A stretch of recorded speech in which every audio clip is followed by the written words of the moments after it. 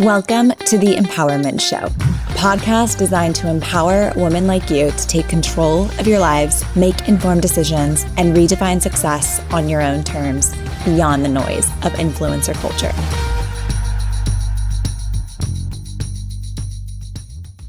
Hey guys, it's Samantha Corbin with the Empowerment Show, here with my lovely co-hosts, Adama Iwu and Miss Madeline Davenport.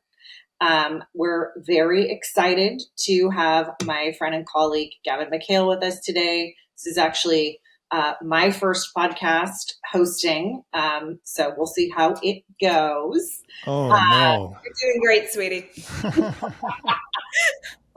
They let me host this time, you guys. So very excited to have my friend Gavin on. Gavin's very special to me. He's a mindset coach, a former professional athlete, and author of a book called The Consciouspreneur, What to Do When the Hard Work Stops Working. Hosts a group and a podcast called The Coach's Playground. And he actually was my mindset coach, which we'll get into in a little bit. But Gavin, wanted to give the chance for you to kind of introduce yourself, and then we'll kind of launch into the show. Yeah, I am. I'm very excited to be here. Somewhat intimidated. Three powerhouses here. We had the pre-call, and I was like, I told my wife, I was like, okay, like I got to be dialed in for this call because these guys aren't messing around. So I'm beyond excited. And Sam, I appreciate the opportunity here. I know the invite doesn't come lightly, so thank you. Well, as we told you, you're don't worry, you're not our first man on the show. We love our male allies, and we welcome their expertise and engagement. So thanks for coming on. Just for context, gosh, during COVID, I think my daughter had just left for college. I'm pretty sure it was like an empty nester at the time. And I had just turned 40, and it was probably like 3:00 in the morning. And at the time I was running 3 different businesses, and I was at home, and it was COVID, and I felt like no matter what I did, no one was happy and nothing was right. My longtime partner at the time was very dismayed at my schedule and time management, and, had sort of gone down the internet rabbit hole at all hours.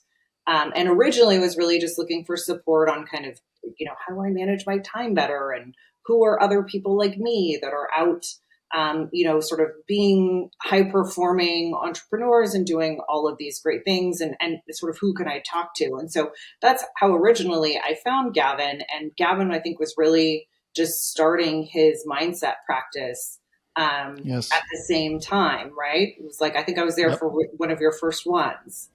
You were, can I tell this story? Yeah, go for it. So you were not only you were not only in the audience for my first talk to a group that wasn't assembled by me. I would assemble friends and stuff and do little talks, but this was the first group that I was invited to speak to for Craig Ballantyne and Early to Rise in Cancun, Mexico, which was pretty cool. I just wanted the trip to Mexico. And then he's like, do you want to speak? I'm like, sure. Okay. And I was super, super nervous about it because, as Sam knows, and Adama and Madeline, you guys are aware too, after our chat, like the mindset topic, the whole topic that I was speaking on, like it kind of could go either way, right? It could go, everyone's dialed in and loves it. Or, if you really don't present it properly, it could be like nodding heads, like, okay, this guy's a bit of a kook, and let's just get out of this. Let's just get out of this alive. And I did the presentation, and by all accounts, it went well. Like I was feeling the energy in the room was good, and Sam was in the room, and I knew how much she was crushing it in all of her businesses, and I also knew that she was struggling with time management and things, but by all accounts, she was crushing in many ways. And she came up to me right away and like shared her story and shared how, hey, I've had all these things go down, and my daughter left, and I just turned 40 and all these things. And, she was so vulnerable and open. And it it allowed me to see for the first time, wow, like this message has some legs. Like this message actually hits people. And it was the first time someone that I was like, I know this person is doing far better than me revenue wise and, quote unquote, higher on the totem pole. And she needs this. Like, it was like that. Okay. Everybody needs this message. Yeah. And it was a big moment for me. Speaking, I was like, Hey, I have questions. What about this? Yeah. You were hammering me with questions too. Pick me. Yeah. Well, because I think it was one of those perfect timing moments where it hit you at a time you needed it. Yeah. I know a few other people in the room kind of said that too. They were like, I really needed that talk at that time. And that's, of course, that's the way the universe works. It brings the right people together at the right time, and the rest is history, as they say.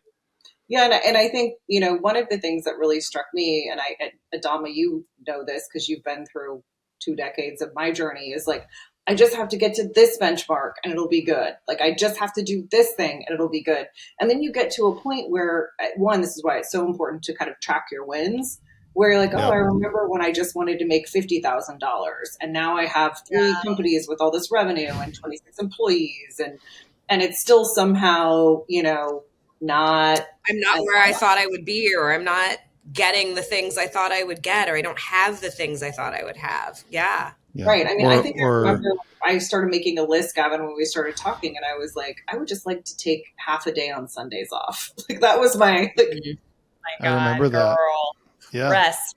There was no rest. And I think one of the questions I'll ask a lot of people that I think I asked you pretty early was the simplest question seemingly ever, but very profound, is why?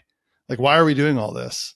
Right. And I remember my first ever month that was like on track for 6 figures, right? 8,333. And I was like so excited. And I called my girlfriend, who's now my wife, into the office. And I'm like, look at this, look at the bank account. And we had like a 2-minute celebration, and that was it.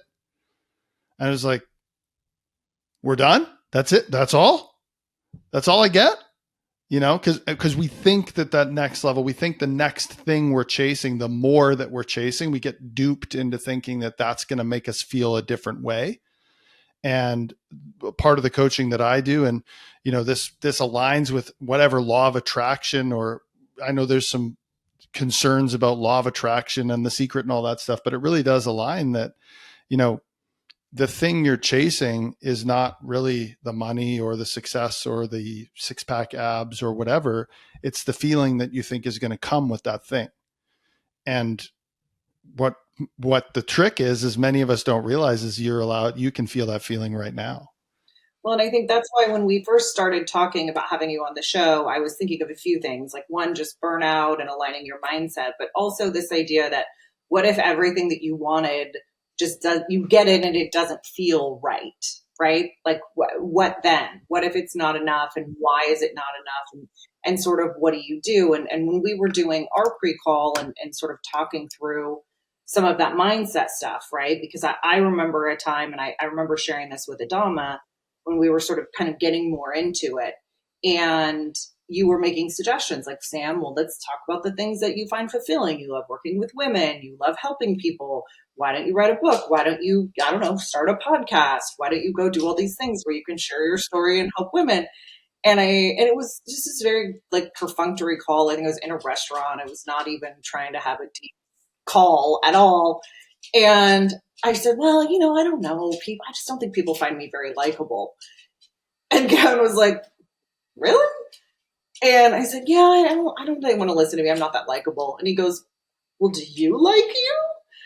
And I just started sobbing in the middle of the restaurant. Oh, yeah. And he was like, oh, yeah. Okay, well, some things to work on in terms of mindset. And so, I remember calling Adama and her saying, well, sugar, I like you enough for both of us. So, give yourself a minute. We can figure it out. A good friend right there. Yeah. Still a good friend. Still holds. Yeah. And so, this idea of kind of, you can work really hard, but if you're not self-aware, if you're not emotionally intelligent and thinking about the why am I doing this? What am I hoping to get?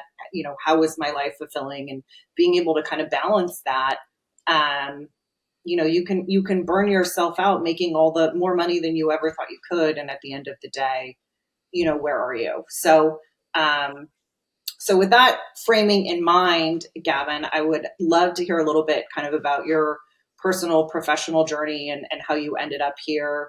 What those experiences were like and how that led to you doing what you do and writing the book that you have. And then we'll get into it from there. Yeah. I didn't think you were going to share that story. I wasn't going to share it for you. So, thanks for sharing that. It's a very meaningful story for me. I was like, it's the first time I was ever like, I don't know if I do. And if I don't, how can you expect other people to? So. And I think that came from just to close that loop for listeners before I share my story. Like, I think that comes from us doing everything that we think we're supposed to do instead of doing what we want to do. And then we find we're looking in the mirror at somebody we don't even recognize when we're hitting all these goals we thought we wanted. Right. And we're like, I don't even know who I am or why I'm doing this. And that's, or if I like that person. Exactly. And how can anyone else like me? Because I don't like me. So you must all be wrong or stupid or lying.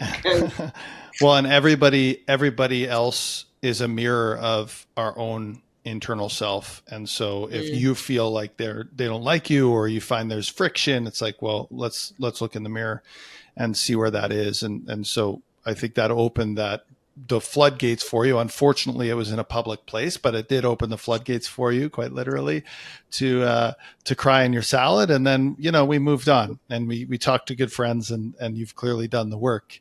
So my story really, I'm a Canadian kid. So of course it starts with hockey. And a lot of the stories in the book are from my experiences with hockey. And the biggest thing that I learned through that is, I come from a small city in the middle of Canada. And as 16 years old, I left home to go live in Seattle, Washington, another country, thousands of miles away from family and friends and my girlfriend, who I thought was the love of my life. And I left, and I got there and realized I was not as good as I thought I was. I was the big fish at hockey. at hockey. Yeah, I was the big fish in the small pond. Got it. And then I went to a bigger pond. I went to what felt like an ocean. And the biggest problem there was I had no tools to deal with failure. And so as soon as failure started stacking up, I started essentially freaking out. I started, it was almost like I was backed into a corner, right? Everything was acting out of fear. I was at a point where I was putting so much pressure on myself to perform that I was like freezing, like I couldn't do anything. I'd make these stupid mistakes that often led to, bad things happening in games, and then we'd lose games. And really I just spiraled out of control. And, so, my hockey career essentially, to save you too much of the story, my hockey career essentially disappeared pretty quickly. The opportunities that I thought I was going to have disappeared quickly, and not for lack of skill, right? Like, a lot of people will tell you that saw me play, like I probably could have gotten there. I don't know if I was there, but I could have gotten there. But it was between the ears that stopped me from getting there. I just couldn't move. I couldn't move beyond failure. I couldn't move beyond difficult times. It was like every time I stumbled, I couldn't quite get back up. So that's really the crux of a lot of the reason why I do this. But where I really learned it was 10 years later, I was trying to build a personal training business, trying to move it online. I went to school, went to university, got a degree, trying to build this personal training business. And I was pushed by lots of, I hired business coaches before business coaching was cool. And they started pushing me like, hey, you got to charge more, you got to do this, you got to do that. And there was this like pushback from me where I was like, well, no, I don't want to do that because, someone might say no, or someone might not like me, or it might be awkward. And that was when I realized that I was hiding from failure in this sea of mediocrity, because mediocre was safe and mediocre was comfortable. And mediocre kept me working crazy hours in the gym and not being able to build this online business that was going to give me the freedom I thought I wanted, and all these things.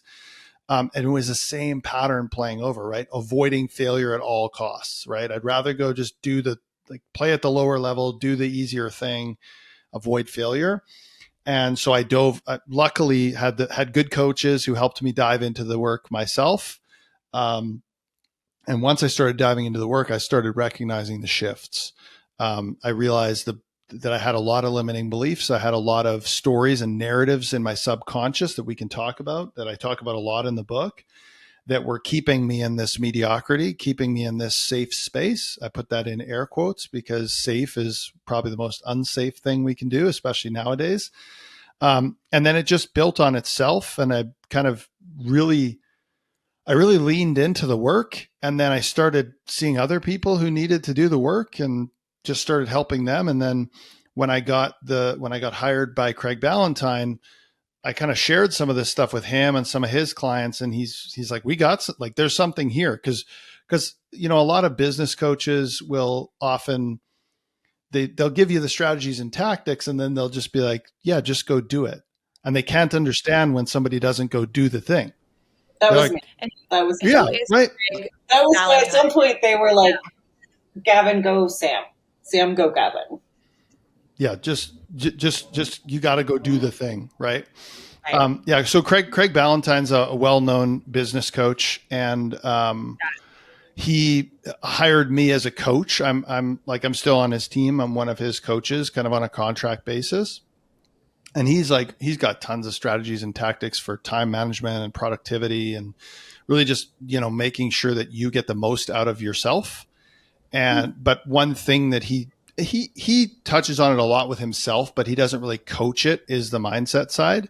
And so someone like Sam comes into his world and she gets all the strategies and tactics, but because of the reasons previously stated, she wasn't really in alignment with who she wanted to be and all of these things. She wasn't actually taking action on any of these things. She was fighting it. Sam, much like many other high performers. So I'm not, getting mad at you, Sam, particularly. Sam is very good at kind of like deflecting away from these things. We'd have like the first.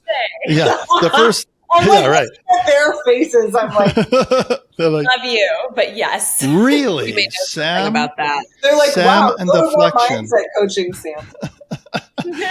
Yeah, we'd have a 45-minute call scheduled, and 25 minutes in, I'd realize we were still like shooting the shit. And I'm like, I should probably start coaching, because Sam's just really good at deflecting, right? She's a pro, just like she's a pro at everything, really. And then we'd get down to it, and so yeah, we realized there was something there. And then Craig was like, well, why don't you speak to our group on this, which I was super nervous about. And then people like Sam and several other people started saying, like, this is exactly what I needed. Like, can I get more coaching from you? Can you help me on this? And I really realized there was something there. And so it's one of those things where you kind of, you pull the thread a little bit, and then it just keeps unraveling and in the best way possible. So what about it in terms of like what you were espousing or, teaching that day, and like the approach that you teach clients like Sam, Gavin, like what is it that really resonates? Sam, do you want to take that first? Like, what resonated with you? I mean, I think it's this, logically you can see the task list and know what the actions are and what the work is you have to do. But at the end of the day, if you don't believe in yourself or your capacity, or you're so, it could be any other, I'm burnt out, I'm tired, where is this really getting me? Do I even want to do this? There's this sort of like interplay of doing the work and being capable of doing it, but emotionally and mentally, like being in alignment with where the work is going and believing that you can get there. And if you are working towards the wrong direction, you're missing the boat. And if you're marching in the right direction, but you don't believe you can do it, or you are self-sabotaging because of, whatever limited belief that you have, or lack of prioritization or whatever, you just won't get there. Right. And you can find any number of excuses, but it's this sort of interplay of, okay, am I doing the right work? Am I doing the work right? Is it even the work I want to do? And do I believe I can do it? Right. And all of those things can be resolved. If I'm on the wrong path, get on a new one. If I'm, on the right path, but I don't have the right tools, get other tools. But if I'm on the right path and I have the right tools and I still am unhappy, then that's a me issue, right? And I think it was that point that I just couldn't. I'm like, well, I know I can do all this. Every time I got bored, I started a new business, right? So, which COVID gave me lots of time. And so, I think it's that sort of like connectivity between the two. And I think that's where the subtitle for my book came from: What to Do When the Hard Work Stops Working. Like at some point, all the stuff you've been trying or doing, it just doesn't work anymore, right? And you're kind of left there sitting there, 3 a.m. going, what has happened here? Why am I doing this? Right? Head in the hands going, what am I doing here? Yeah. And I think what I really hit on in that presentation was there was a lot of people in the room who are like, I would say all four of us, super high performers, logical thinkers. Like we would probably stray more towards the logical thinking side than the feely side, the emotional side. And so like hard drivers. And I think I presented it in a way that allowed them to recognize that maybe it's not another strategy and tactic that you need. Maybe you don't need to fix your funnel. Maybe you don't need to do this specific time management thing. Maybe the first thing you need to do is like figure out what is the story that's keeping you from doing that in the first place. And I think that hit a lot of people. And I find when I talk about it that way, it often surprises people because they go like, whoa, it's like he's like in my head and understands what I'm thinking, because I have been there. I still live there a lot of the time. I'm still doing the work, so I can speak to people and kind of hit them on that personal level. I think so. How do we start getting out of that? Because I like what you're saying resonates so much with me. When there's things that I know I have to do, I will set up elaborate processes for me to do it. I will set a alarm on my iPad and set it up so I can see it. And I'm just going to do something for 10, like I've, like, yep. Pomodoro and then I still won't timers. Do it. Yeah. Or I'll do it like for a day or, so like, how do we pull ourselves out of the endless planning and, all of those things that demonstratively do not work, but that we tend to lean into? I personally tend to lean into. And I think before you answer that, one thing that we always talk about, and usually it's Maddie's bailiwick, but I'm taking it on today, is our toxic trends. And we have talked a lot about hustle culture and those type of things. And I think Adama's question lends really into that, right? This idea of like the hustle culture and sort of the toxic trend of swinging back and forth. Like you're either overacting without reflecting. Like, I'm just going to stay busy. I'm going to keep making decisions. I'm going to chase this goal. I'm going to do this next thing. And I don't make sure it meets any of my emotional needs. Or I'm consistently self-reflecting and it's like preventing me from doing anything. So I'm just planning. Analysis paralysis. Right. Yeah. Analysis paralysis. I'm planning all the time. I'm analyzing, but I'm not doing it. Or I'm doing everything, but I'm not thinking about it. And both of those, I think, lend to similar dissatisfaction. 100%. I think I there's so many places I want to take this right now. So I'm going to start with a quote because I love quotes from Orson Scott Card, where he says, we're always willing to question our beliefs, except for the ones we truly believe. Those we never think to question. And so this is where it can get really sticky, Adama. And this is where it got sticky when I was working with Sam. Like things can, it can be a lot of unpacking, and it can be like a delicate unpacking of things where we're trying to get to the root of it, because, there's a lot of things that could stop you from taking that action or stop you from consistently taking that action. And we need to keep iterating the question of, and I think this is the basis of it. The way to fix it, which is what you asked, is through like radical curiosity, and curiosity coming from an objective place as much as possible. Like, why, instead of like, oh, this always happens to me, shifting to like, why does this keep happening? Why do I keep doing this? What is it that I like? Because I know better, I have all the tools, I have all the alarms and all the things and all the the focus, whatever I need. But why do I keep doing this? And asking that from a place. So oftentimes we get so frustrated and angry with ourselves that we miss the actual lesson in it, because every time that something like this happens, you can, on Instagram, it's failure is feedback, but really, truly it is. It's a piece of feedback. It's a piece of information. And as we keep stacking these pieces of information, we're like, okay, that thing didn't work. That thing didn't work. That thing didn't work. As Sam was saying, I have this tool and this tactic and this strategy, and it still doesn't seem to be clicking. Well, then that's the point where we have to go like, okay, this has to be inside of me. This has to be a me thing. Yeah. And so then what is the me thing? And sometimes we go, oh, I can't believe this is a me thing. And then we like just get angry, but like, okay, yeah, you can be angry. Use that anger, use that negative emotion to pull that out of you. Like, let's figure it out. Maybe for example, Adama, I'm just going to take a huge leap of faith here and say, maybe you believe that you can't be consistent, right? Like you have a story that like, well, I can't be consistent. So, I'll start this thing, but I won't finish it, or I'll do it for 2 days and then I won't keep doing it. And no matter how many systems and bells and whistles you put in place, you're not going to be consistent because you have a foundational belief in your subconscious mind that you aren't consistent. Case in point, Gavin and I have had the what's the common denominator here conversation many times over many years. Yeah. And I'm always like, why am I always surrounded by the most crazy, toxic people? And he's like, I just put my finger to my mouth and I go, I don't know, Sam. Why are you always surrounded by the most crazy and toxic people?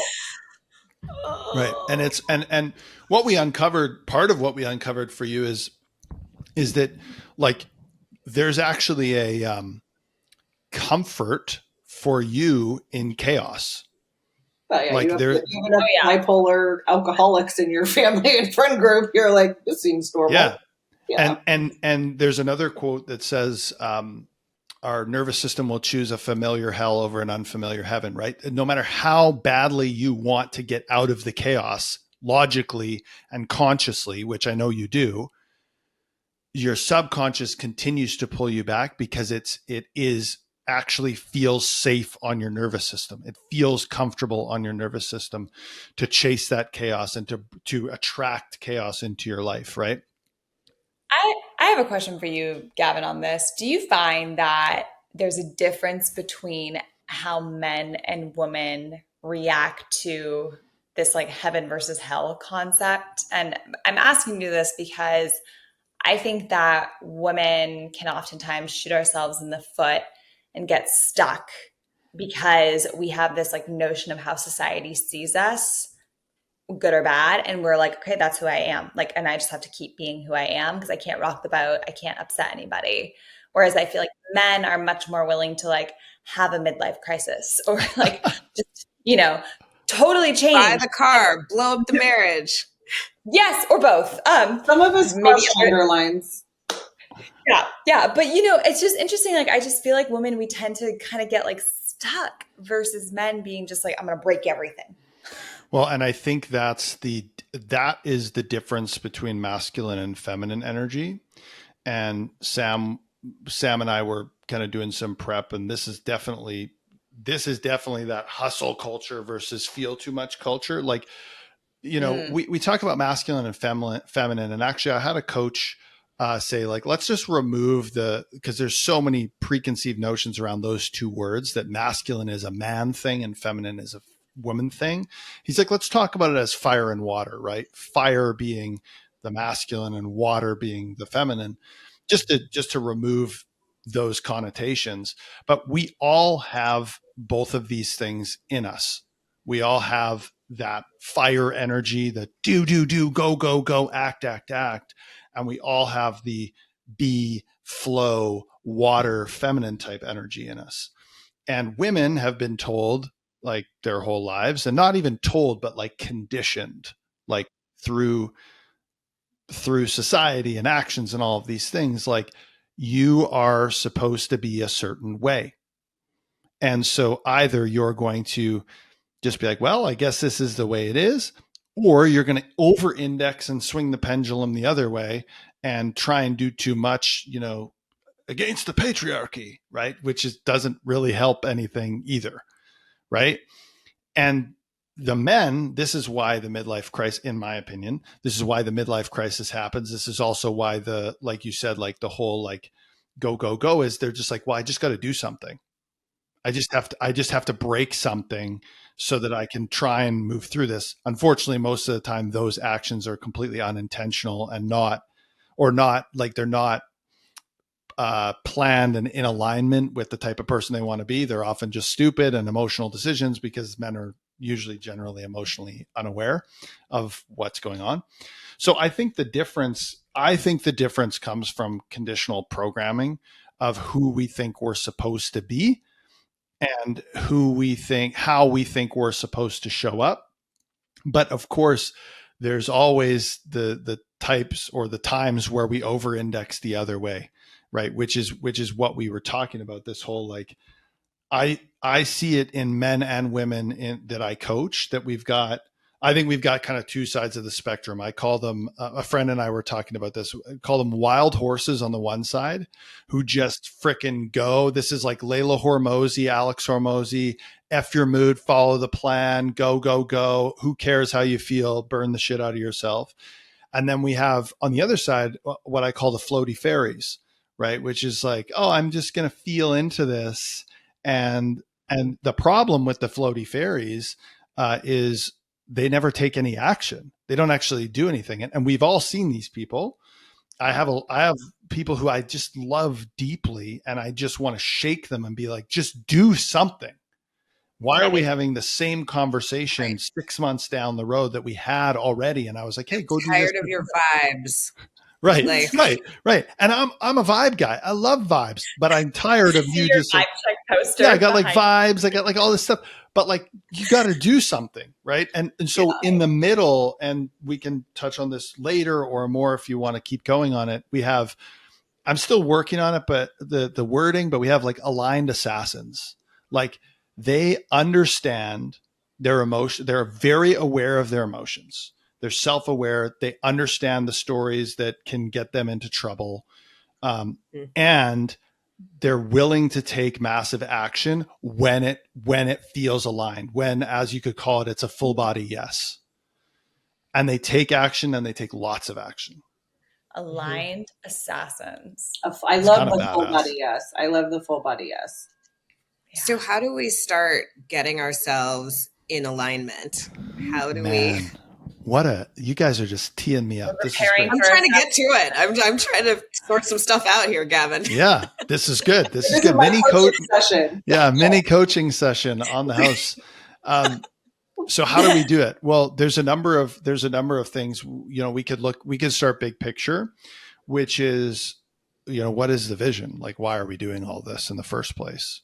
Like there's something to be said for that. And I'll often share that with people and they'll be like, oh, here we go. Let's make another vision board. And it's like, yeah, okay. I understand that there is some floaty fairiness to that, but at the same time, if we build a vision the right way and we recognize that vision is simply there to help us see the best version of ourselves that we want to be, then we give ourselves the opportunity to step into that best version of ourselves. We give ourselves the opportunity to start acting as if. And, I before I became a father, I was really looking for the type of father figure that I wanted to be like. And luckily I'm surrounded by a lot. I have, my dad is a great dad in his own way, but he didn't do it the way I want to do it. We'll just say that. For the public domain. And so I had a lot like, people that I worked with, clients of mine, other people in my life who were the type of father I wanted to be. And one in particular, he's super successful business owner. He's fit. He's got 2 boys. And every time that I text him like, hey, how's business going? Cause he's a client of mine. I'll be like, hey, give me an update. He'll like send me a picture of his kids and he'll be like, hey, I'm off today and I get to hang out with my boys. And I'm like, that's what I want. Right. And so I started thinking about every action that I took in alignment with acting as if I'm that role model already. So that's the first place to look for alignment. Okay. And then the second place, in my opinion, is this is where emotional awareness comes in, is we have to recognize when we are acting in and out of alignment. And the best way, like, Sam talked about, we love a full body yes. Well, sometimes, like a lot of us, myself included, had no idea what a full body yes felt like, had no idea what good and bad. I literally knew happy, sad, angry. Like that was it. It was like and actually most men do. Right. And actually Brene Brown wrote a whole book on this called Atlas of the Heart that said humans can feel up to 87 different feelings, and most people can name around 3 to 8. Totally buying that book for a man I know. Thank you. Writing it down. It's quite a read. And you're like, ooh. Yeah. I love Brene Brown. Yeah. I mean, Brene Brown, she's the queen. 7 emotions. 87 different feelings and emotions. And we don't have vocabulary for them. Like we don't now know how to communicate that. So we're sitting here like we've got tape over our mouth, trying to figure out what we're feeling and trying to tell other people, or like, it's like trying to tell the doctor that she says something like, you come in, your shoulder's sore and you go to talk to the doctor and you've got duct tape over your mouth and you've got your hands tied behind your back and you're trying to communicate this. So this is why people get so frustrated, because they don't know what they're feeling. They can't, they're experiencing something, but they can't communicate what they're feeling. Gavin, what does a full body yes feel like? I mean, I think it feels different for everybody. And so I can tell you what mine feels like physically. So just so that everyone who's listening is aware, and I think people who are listening to this are probably going to vibe on this, but like this might get a little woo-woo, is that we experience our emotions physically. So here's the best way to explain it. Anyone who's ever felt butterflies in their stomach before doing something scary has felt their emotions physically. So anyone who's like, that's BS. No, you've felt your emotions physically. We all have. If you've ever walked into a room and you're like, that couple was definitely just fighting because I can feel the vibe. Like, we've all experienced vibes are that. off. Yeah. We can feel the energy, right? Like we can experience these things and we can feel them physically, right? Like sometimes, you'll find yourself standing taller. Sometimes you'll find yourself hunched over. That's because of what you're feeling, whether you know it or when not. A conversation went badly, or like, you handled something wrong and your stomach is just... Oh, totally. Your stomach's like churning. Like, yeah, absolutely. Yeah. This is us physical manifestations of our emotions. For me, a full body yes, or my F yes feeling, is it feels like electricity. Like my heart is like ready to jump out of my chest. There's like electricity bouncing around my chest, and it almost feels like it wants to come out as like this like scream of like just like joy, like that's my feeling. And we all have it. We just haven't like really asked, like, what is that feeling? And it's like when you're feeling most aligned, when you're doing the work that you absolutely love to do, or when you're doing something super fulfilling and you just feel connected and fulfilled and aligned, just take a beat and check in. And I guarantee you will feel something. For some people, it feels like a lightness in their chest. For some people, it feels like they want to scream. For some people, they just want to like hold their arms out and like, whatever it is, maybe stand a little taller. But that full body yes, the more that we can experience our emotions, the more that we can name our emotions that we're feeling and recognize what that feels like for us physically, the more likely we can feel that yes feeling. And sometimes more importantly, feel the no feeling too. I feel like I usually feel like that yes feeling when I'm with like the right people.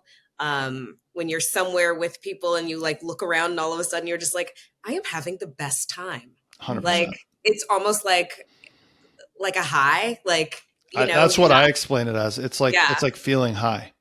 Yeah. Yeah. That to me is like the best feeling when I don't know. And I usually get that feeling from people, less from like achievements, and like that's always good. Like obviously I like achieving things, but usually for me it's people that give me like, well, like when you're achieving things alongside people too. Absolutely. Well, yeah, I'm like like with the team. Yeah, I'm like absolutely. you're a host of a podcast with there's three of you on here.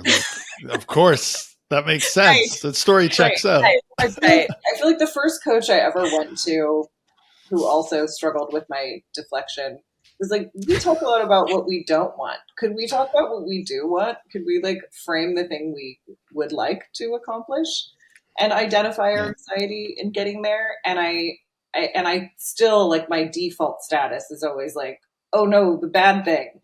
And I do feel like the easiest place for me to kind of find that like F yes, full body feeling is by juxtaposition, because just start identifying like what is definitely not that. And to me, it feels like a panic attack. Like, right. And because I know I'll be, and I think Adama, you've seen this, God knows like how many times we've traveled or wherever, and I'll be kind of in a vibe and we'll be somewhere, we'll be working on something, and something will happen, like a text will come in or an email or a call or a circumstance will change. And I just feel like I can feel like my entire body physically constrict and I like can't breathe. And you can see it on my face. And I'm like, well, this is not it. This is not a full body yes. This is the full body no. And my full body yes feels almost diametrically opposed to the full body no. And so sometimes I feel like it's process of elimination. Like, you know what I know this is? This is not a full body yes. This isn't it. Yeah, and I think not enough of us. So, and that's where sometimes some of the more spiritual quantum physics, I've got the vibe check thing here. Some of that stuff can sometimes miss the mark in saying we want to stay out of the negative emotions as much as possible because, what you think about, you attract. But like, if that's what you got to use, and oftentimes it's a really good thing to use, is like, okay, so what's terrible? Like, what's pissing you off? What don't you like? That using those negative emotions is actually a really like a positive thing, or it's a valuable thing. Like, negative emotions are a great asset for us if we allow them to be, right? It's interesting. Yeah, that really resonates. And I think a lot of people who work in corporate America nowadays would resonate with what I'm about to say. But when you're working on something or like with people who seem to bring out like the worst side of you, I've struggled with that at times in my career because I'm like, okay, I have to fix this, or I have to just put on like my, brave face and muscle through it. But then when you really do like sit in those feelings, they're very telling in terms of the situation you're in. And, maybe there does need to be some tweaks, but maybe you're just in the wrong spot. And I've been really struggling with that lately, with work, where I'm like, why am I like not there, and like my gut instinct is to run away from those negative emotions and to just like focus on the positive. Yeah. But I think there's something very true to that. Yeah. Sometimes we're in a position where, it's like, okay, I got to strap on the brave face and pretend for a little bit. But as this keeps happening, I have this saying that like, the universe or God or whatever you want to call it, the higher power will knock on the door with a lesson. And most of the time we'll ignore it. And then they'll pound on the door and we'll ignore it. And then they'll kick the door down. We'll probably still ignore it. And then they'll punch us in the face. And then we have to do it.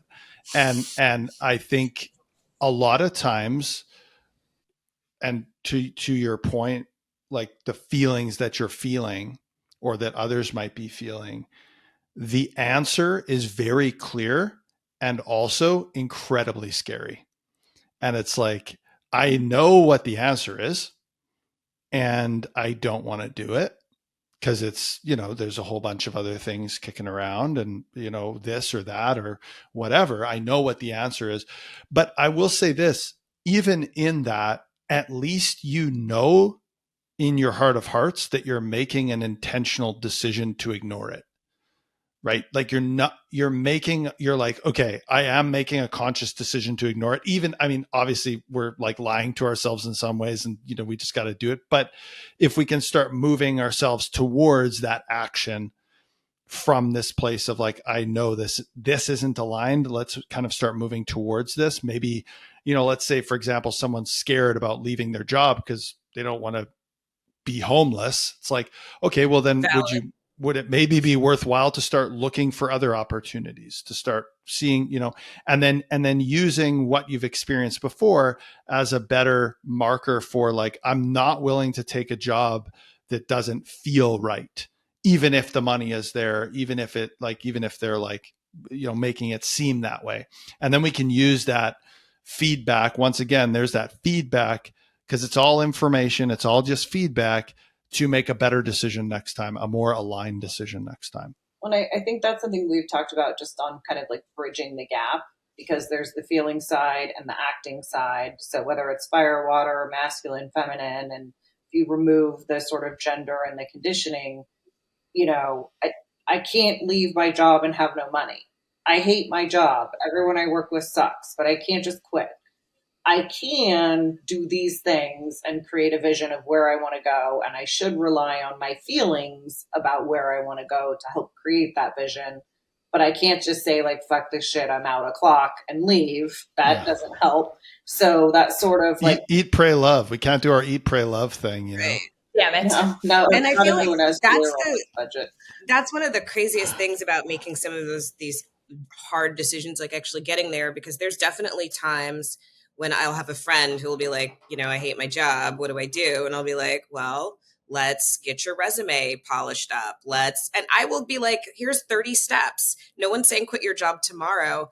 But yet I can do that for other people, and I cannot do that for myself. I will be like, Adama, what are you going to do? Are you going to quit your job, Adama? So we like, do it for each other. Remember those 30 steps you wrote out? Yeah. You do, girl. We do have to do this for each other, because I'll call her and she'll be like, girl, are you dumb? What are you doing? And then she'll call me and I'll be like, girl, are you okay? What are you doing? Yeah. But, I have a great frame for that. Look, believe me, we are all our own worst clients, right? Like I am way worse than Samantha Corbin as a client to myself. Okay. I'm way worse. For sure. I deflect. Worst client. Yes. Right. I deflect. I do all the things because my subconscious, my ego, knows all my shit. Yeah. It knows exactly how to do that. And so I have this great frame that has worked for me a ton. And I call it the old wise frame. So I will literally, and I sound like a crazy person sometimes, I will literally have a conversation with my 85-year-old self. So I'll be like, okay, let's bring up the 85-year-old Gavin. He's got like a big white beard. He's just a super vibey guy. He's sitting in a rocking chair on like a front porch.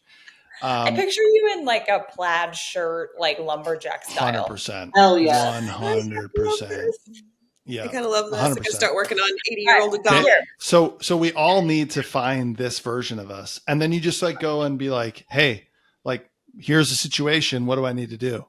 And basically you create your own coach. You can become your own coach. You can become your own voice of reason. You can become what Adama is to Sam and what Sam is to Adama when they pick up the phone at 11 p.m., because something's going on. Our 85-year-olds are going to talk to each other too. Oh yes. Oh yeah. And it's a bit of a fun thing. So when I first introduced this to clients, I'm like, hey, I just want you to close your eyes and I just want you to picture like the 85-year-old version of you who's like all knowing, who like has experienced so much in their life. Like they've done everything you want to do. They're looking back on life and they're just like this wise old person. Like, I just want you to picture that. And every time we do that, as you guys experienced, it's fun. And it immediately just kind of like takes us out of the shitstorm that we're currently in.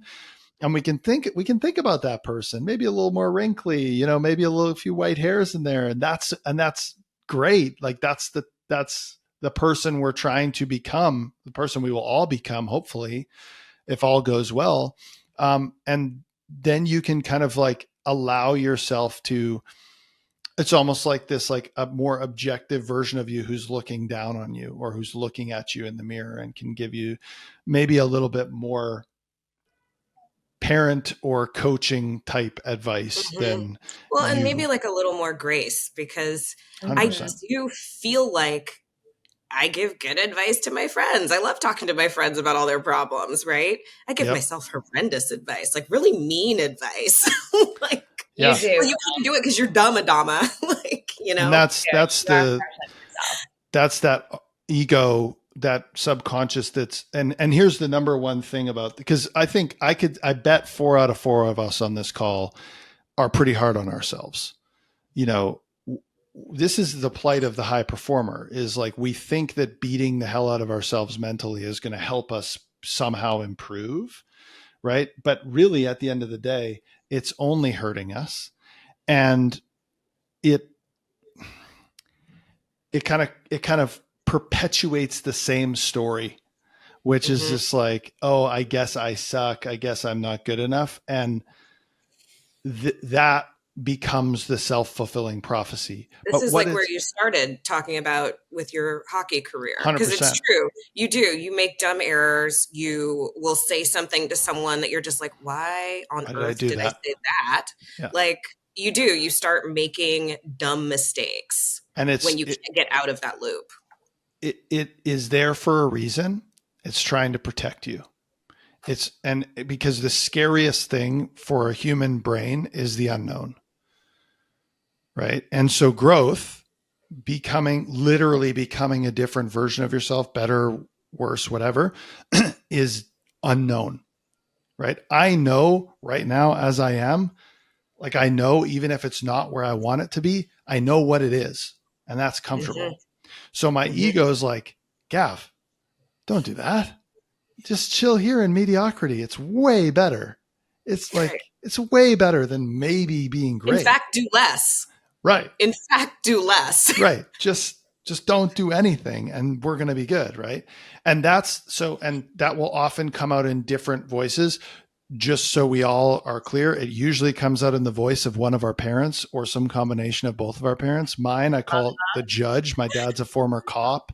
He's the judge, man. You suck. You're an idiot. I can't believe you did that. Right. That's my rhetoric in here. So it's trying to keep us safe. And once again, just like having a conversation with the 85-year-old self, we can have a conversation with that voice and be like, hey, thanks for trying to keep me safe. I appreciate it. I don't need you driving the bus right now. You go ahead and sit in the back seat. I'll take the lead here. I like that. It's a lot nicer to yourself. And I think, just like looping it back to the masculine and feminine, I think we also are inundated with so many messages that there are certain gender connotations, right? Like, I can count any number of people over the last 20 years who are like, you're doing too much. You're doing too much, bitch. Yeah. Slow down. Why you but doing they wouldn't tell me that I'm doing too much if I were doing the same amount. Right. And so I think you add in those sort of parental voices and self-doubt and comfort and wherever you are. And it's like, maybe I am doing too much. So I think like being able to name and identify those and give them their own kind of avatar is very helpful. It's hard, and it's probably the most powerful thing we can do, because then we can have these objective conversations with the voices that are just trying to protect us, but in doing so are not recognizing the second and third order effects of protection. Gavin, as we prepare to wrap this great conversation, you've given a lot of great tips. I do think this notion of like the voices and the stories we tell ourselves is really powerful. So maybe if I could put you on the spot, but like if you were to leave our listeners with one empowering piece of advice around like how to change those voices or those stories, like what's a habit that we could adopt in our day-to-day routines or mindset to help shift that narrative? Yeah, there's a million things that I could tell you to do in terms of shifting the narrative. Mm-hmm. The most important and most difficult is figuring out what the narrative is. Mm-hmm. Like, what is the thing that is on loop constantly? So for example, that's going to be something like, I am, I'm not, I can't, I won't, I don't. I am unlikable. Bingo. Right? I am are the two most powerful words in the English language. Everything that comes after that is like fact to your brain. Right. So when even little things like if we really, to answer your question in short, Madeline, the word is listen. Like listen to your language, what you're saying, and listen to what is happening in your head, like the self-talk language, because when that will give you the answers if you're listening. And this comes back to that quote of like, we will often speak it as if it's fact. Right. Like Sam was saying to me, like, well, I'm just unlikable. People don't like me that much. It was like, it was such a fact in her head that like she wouldn't even think to question it. Right. Right. What we say becomes like our reality. And that goes back to the woo woo. And like, it literally does. Like what you say. It's scriptural too. That's also in the Bible. Well, and the Bible, in my opinion, is the best psychological document on the face of the planet. It is teaching us all of this stuff. A whole episode on that. Okay, so I have like a whole thing on the Bible, like a whole thing. But it is teaching all of this, that exactly, what you say, both in your head and speak out loud, becomes reality. It is your reality. And so all I'll say to listeners is listen to the way you're speaking to yourself. Listen to the way you're speaking about things that you're struggling with or whatever, speaking to other people. The I ams, the I can'ts, the I won'ts, those will become very clear very quickly. And you'll be like, whoa, I say that a lot. One of the things I recognize recently, I often say, I don't have enough time. Guess what? I find I don't have enough time. Right. So I have to change that narrative in my brain and go, no, I do have time. I'll be okay. Right? I'll make the time. Yeah. And what's funny though, is like, I actually have way more time than I think, but because I've spent so long with that narrative that I don't have time, it's become reality. Right. And that's not helpful for anybody. Yeah. No, I mean, we probably all, to be fair, could use some more time on our hands. Okay. We could. 25-hour day. I'm going to lobby for the 25-hour day. Yeah. God, another day in the week. Yeah. I'm here for it. But you could go tie Congress up with that instead of this other stuff they're doing. It actually might be more valuable. It would be way more valuable. Oh my God. All right. I know what my first act would be.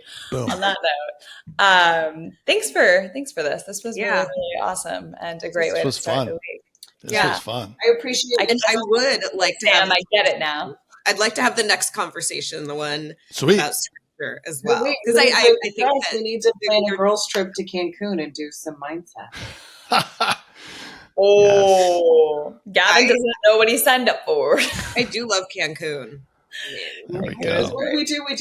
We did breathing, right? We did the breathing exercises the last time I was down there. Had everyone laid out. Yeah, the breath work. It was a vibe. I tried to dip out and avoid that for obvious reasons. Were you there the time that the guy didn't show up and I did it? No, I dipped out that time for obvious reasons because I didn't want to sit my breath work. You're like, okay, so Gav's doing the breath work. Peace out. No, are you kidding? I had already dipped out. I had already run to the office. I was like, we're not doing this today. We have done enough mindset. Fair dues. But yes, we will have to figure out a reason to have you back. But I appreciate you so much. I'd love to. So good to see you. Please give your family my love. I will. Guys, thank you. This was just a great conversation. I love great conversations. So thank you so much for having me. We do too. It's why we have a podcast. Yes. All right, listeners, if you haven't subscribed yet, be sure to so you don't miss out on awesome episodes. And we'll looking to having Gavin back in the future. But have a great week, everyone. And thanks for tuning in. Bye. See you next time.